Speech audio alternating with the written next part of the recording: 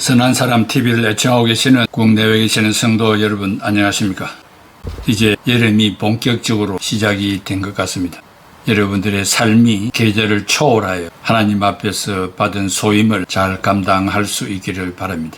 하루의 생활이 일과 오락이 규칙적으로 조화를 이루면서 그 패턴을 잘 활용하면 즐거운 하루의 삶을 살아갈 수 있겠습니다. 오늘은 공경의 은혜입니다. 공경의 은혜는 가정과 교회의 공동체와 사회의 다양한 공동체의 설립 목적을 잘 이해하고 질서와 평화를 유지하며 각자의 인생의 목표를 달성할 수 있도록 인간의 지성에 주시는 성령님의 은혜입니다. 공경의 은혜는 인간의 모든 생활이 하나님이 창조하신 뜻대로 살도록 모든 학문과 연구의 과제와 경제 생활의 은혜를 주시는 것입니다. 첫째, 부모에 대한 효입니다. 노생지몽이라는 말이 있습니다. 한바탕 꿈처럼 더덥다는 뜻이라는 말입니다. 어떤 아버지의 간청입니다. 아들아, 엄마가 간암이라고 하는데 집에 한번 들러 엄마를 보고 가라는 말을 했습니다. 자식은 아버지, 저는 대기업 회사를 책임지고 있는 중요한 몸이라 함부로 회사를 비우고 집에 갈 수 없습니다 하고 매몰차게 거절을 했습니다. 아들은 재벌 회사에 소문이 나면 격식이 떨어진다며 불평을 늘어놓았습니다. 엄마의 건강은 자신이 안 챙기고 이제 와서 나보고 어쩌란 말입니까? 하며 찾아온 아버지에게 돈 1천만 원을 던져주며 부모가 내게 해준 게 무엇이 있다고 이렇게 매번 신경을 쓰게 합니까? 하고 화를 내며 문을 쾅 닫고 집으로 들어가 버렸습니다. 아버지는 손에 든 돈 뭉치를 길바닥에 내던지고 싶었지만 아내를 생각해서 억지로 참고 우선 급한 아내의 수술부터 시키려는 생각으로 산속에 집에 혼자 누워있을 아내를 살리기 위해 고문신이 벗겨지고 무릎팍이 까지도록 달려와서 방으로 뛰어 들어갔지만 아무런 기척이 없어 아내를 흔들어 깨웠지만 이미 싸늘히 식어버린 아내를 보고 아버지는 처음으로 울며 고래고래 아내를 부르고 불렀지만 아무런 반응이 없었습니다.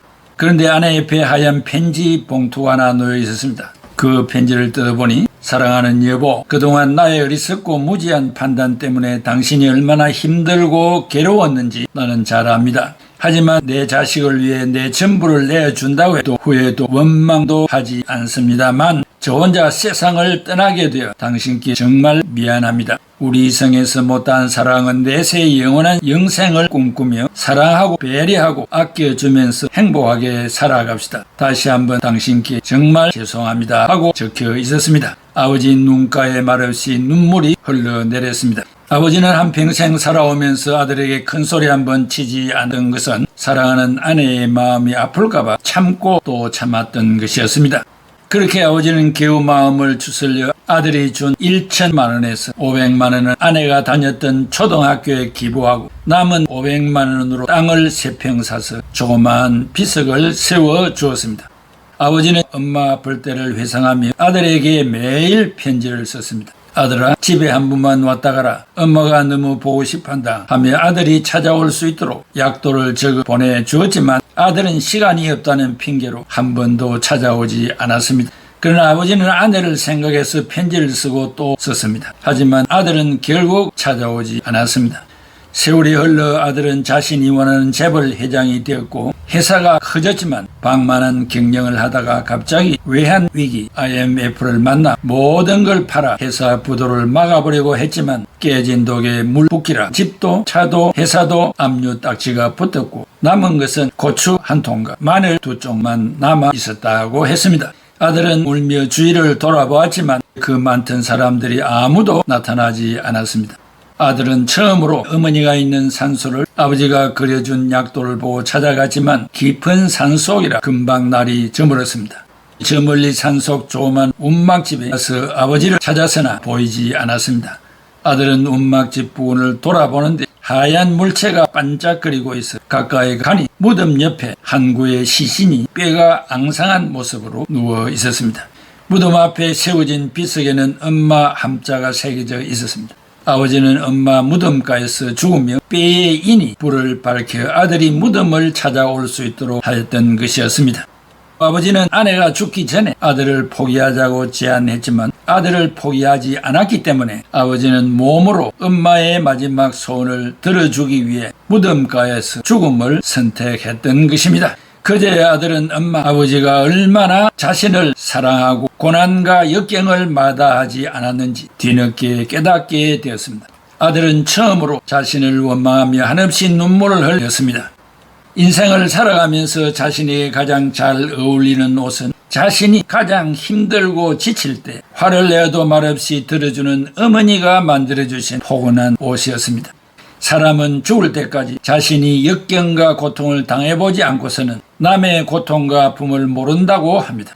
아들은 처음으로 엄마, 아버지가 누워있는 무덤가에 누워 엄마, 아버지 정말 죄송합니다. 이렇게 엄마, 아버지 가슴이 따뜻하고 포근한지 처음 알게 되었습니다 하고 아들은 오랜만에 아주 편안한 잠이 들었고 꿈속에서 아버지, 엄마를 만나게 되었습니다. 깜짝 놀란 아들은 무릎을 꿇고 제가 너무 어리석고 무지함 때문에 많이 힘들었죠. 다 제가 잘못했습니다 하고 용서를 빌었습니다.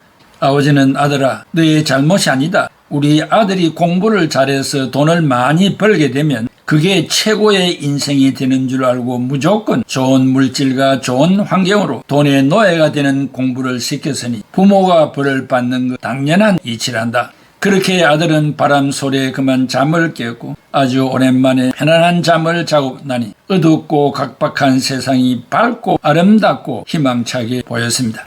부모의 효도를 다하는 것도 성령님의 도우십니다. 형편이 좋아지면 효도하겠다는 사탄의 꼬임에 넘어가지 말고 성령의 역사로 감동을 주는 대로 환경을 이기고 순종해야 합니다. 나라의 안정이 가정에서 시작되기에 성경은 가정의 중요성을 강조하고 있습니다. 가족 구성원 간의 콜래보레이션이 있어야 다복한 가정을 이룰 수 있게 됩니다. 콜래보레이션은 두 상대가 깊은 유대 관계를 유지하면서 자신의 생각을 상대방에게 합리적으로 납득시키는 것입니다. 세대와 세대 사이, 국가와 국가 사이, 교회와 교회 사이, 너와 나 사이에 발생하는 어려운 문제 앞에서도 서로의 생각을 상대가 받아들일 수 있도록 콜래보레이션을 한다면 맞닥뜨린 눈앞의 문제를 해결할 수 있을 것입니다. 에베소 6장 1절에 3절에 자녀들아 주 안에서 너희 부모에게 순종하라. 이것이 옳으니라. 네 아버지와 네 어머니를 공경하라. 이것은 약속 있는 첫 계명이니 이로써 잘되고 땅에서 장수하리라. 사랑하는 애청자 여러분, 인생은 주어진 한우의 일상이 있다는 것에 감사하고 만족할 줄 아는 긍정적이고 진취적인 비전을 가지고 자신을 위하여 올바른 신앙생활과 부모의 여생을 부양하며 형제 자매가 사랑으로 상부상조하고 이웃에게 선을 베푸는 자가 되기를 바랍니다.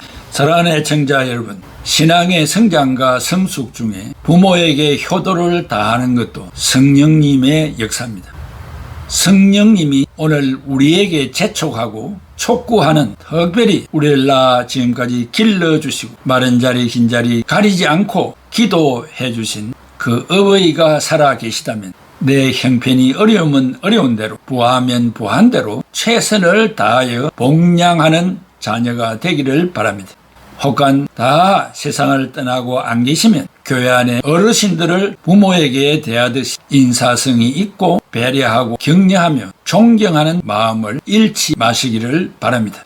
이런 성령님의 지극한 역사와 그 도우심이 말씀을 들을 때, 찬송을 부를 때, 기도할 때 우리의 마음을 두드리고 있지만은 핑계로 효성을 다하지 못한 죄를 철저하게 회개하면서 남은 여생에는 부끄럽지 않는 삶을 살아가는 여러분들 되시기를 바랍니다. 기도하겠습니다. 고마우신 아버지 하나님, 효성도 성령의 역사라는 사실을 다시 한번 깨달으면서 해도 되고 안 해도 되는 것이 아니라는 사실입니다.